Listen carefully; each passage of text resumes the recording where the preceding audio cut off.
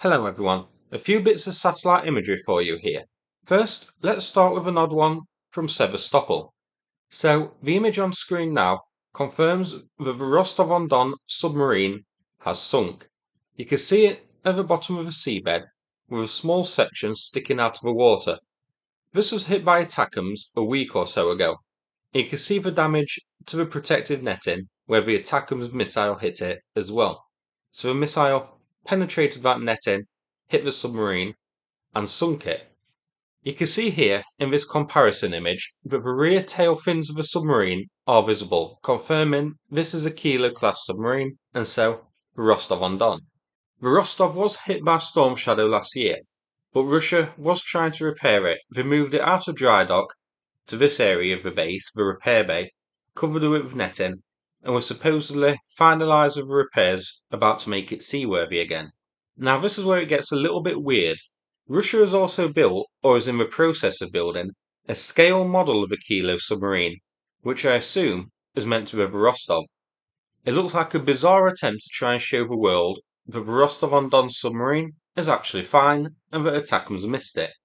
The tail section hasn't been finished yet, or they forgot to do it.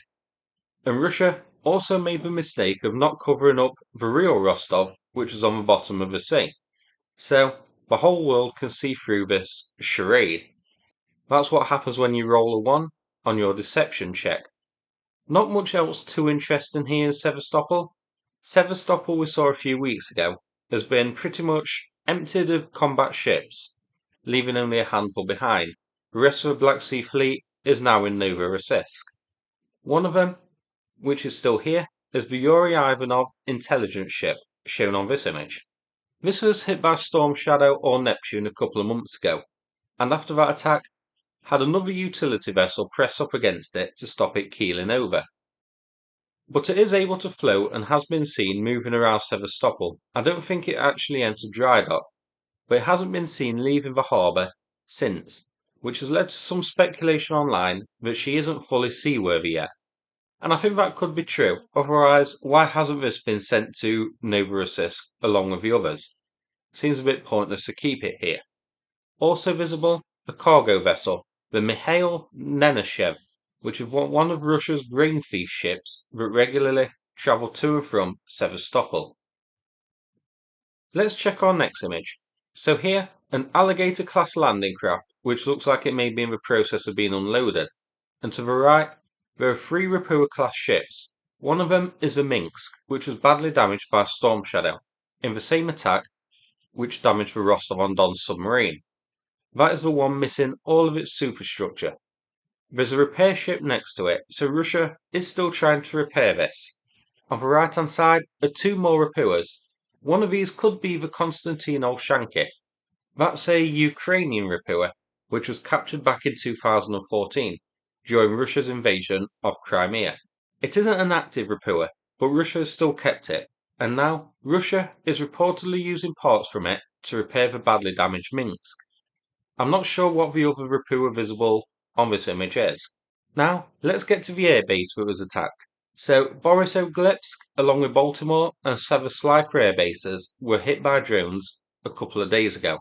We now have satellite photos showing the damage, shared online by Svoboda, to Borisoglebsk Airbase. Here, an overview of the base itself, highlighted of the areas which were hit by the drones. So you can see here, this is quite an active base. There's a lot of aircraft of different types visible. Now, this here only highlights the buildings, so the attack doesn't look to have been targeting the flight line. However, the uploader since then has added a new image which shows a possibly damaged Su-34 aircraft, which I'll get to in just a moment. First, let's have a look at the buildings. Here is a zoomed in section shown here before, with the 2 buildings which were targeted by the drones highlighted. And here, the aftermath. So you can see 2 hangars were destroyed in the attack. No sign of any damaged aircraft in this section, but we can't rule out one being possibly inside one of the hangars. To me, this looks like it could be the repair or maintenance section of a base. So it is a good solid strike here, and a bit of a failure by Russian air defence, yet again.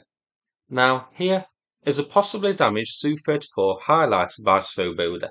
It is hard to tell for sure, we can see burn marks of that sort of thing on active airfields all the time. Most of them are natural. But one of them here does look quite dark and looks like it could be an impact marking. And there's also a Su-34 nearby. It could be damaged and it does look a bit ramshackle, but we can't tell for certain. Hopefully we get a photo on scene to confirm if this Su-34 is damaged or not.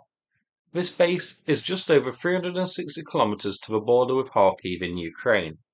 Now, this is officially home to the 160th Training Aviation Regiment.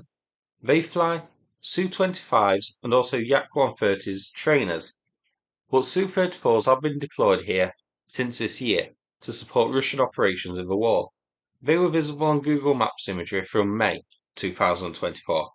Finally, a video shared from yesterday from Savasleyka Airbase. This shows a drone impacting near a MiG-31 and a Tupolev transport aircraft. So, where is a MiG? Well, it is barely visible and almost covered up by the stupid watermark. We could just see the twin tail fins of a MiG-31 sticking up, highlighted here. Here's the moment of impact on the base. So, the drone wasn't a direct hit, the drone landing just behind the MiG. But it's certainly very close, hopefully close enough to cause damage to it. And hopefully we get some satellite imagery released soon to confirm if the MiG-31 was damaged or not. This was filmed by the bunker here, impacting the flight line that you can see just to the north of the bunker. And here, a view of the airbase zoomed out. So this is home to the 3958th Aviation Base, which is part of the 4th Centre for Combat Application and Crew Training. So, a training base here, training pilots to fly MiG-31s. This you can see was quite a long-range strike, over 680 kilometers from the border of Kharkiv, and you can see this base is in the region of Moscow. So, quite embarrassing for Russia, having a Ukrainian drone impact an important base so far away. This drone penetrated this amount of airspace without being intercepted. Now, we only saw one drone impacted, but Russia reported that 10 drones targeted the base, so it is possible other areas were hit too. Hopefully, we get some satellite imagery confirming what happened to the MiG-31 and also to confirm whether other bits of the base were hit by drones. But this certainly looks quite promising as the impact was very close to the MiG-31. I'll do an update on the bases in a future video if we get more information. Now, I'm going to play a video from Sanath about the ongoing fundraiser with him. Big thanks to everybody who's helped out so far. Thanks very much for watching and take care everybody. Hello Submarine community, my name is Sanath. I'm a volunteer that's been helping the Ukrainian military for the past 2.5 years. I live in Ukraine and have been here for about 10 years. At the start of the war, my good friend Yuri, who was my gym instructor, went to join the military and I stayed on to help support these guys. We've done lots of work along the way, so thank you for everyone who supported us. We currently have a fundraiser ongoing for an armoured vehicle. Cyclist for an armoured vehicle. It's going really well. We've raised nearly £10,000. We have got £15,000 to go. The vehicle has already been purchased and is now at the garage. It's having a BMW engine installed, and then it will be taken to Ukraine to have the ceramic and Kevlar armaments installed. So with your continued support, we'll be able to bring this project to a successful conclusion. Thank you very much.